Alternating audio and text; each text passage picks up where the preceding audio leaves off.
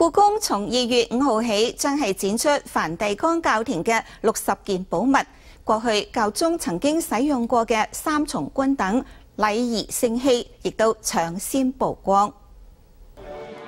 呢頂由3個皇冠堆疊起嚟嘅三重冠，球體上方有十字架，皇冠嘅材質係黃金，周圍仲用紅寶石、藍寶石同埋祖母綠等鑽石嚟做裝飾，係1854年西班牙女王伊莎貝拉二世獻俾真福教宗碧岳9世嘅三重冠，亦都係教宗權位嘅象徵。而家國人唔使漂洋過海去梵蒂岡，只要喺故宮博物院就能夠一睹呢啲教廷文物嘅風采啦。故宮表示，梵蒂岡教廷收藏歷代教宗同埋天主教禮儀所使用嘅禮器，從來就冇對外開放參觀過嘅。舊年教廷駐華大使提出教宗文物展覽嘅構想之後，經過1年嘅籌劃，終於敲定60件寶物來台。而呢個亦正係中華民國同梵蒂岡教廷邦交73年嚟教宗文物第一次大規模來台展出。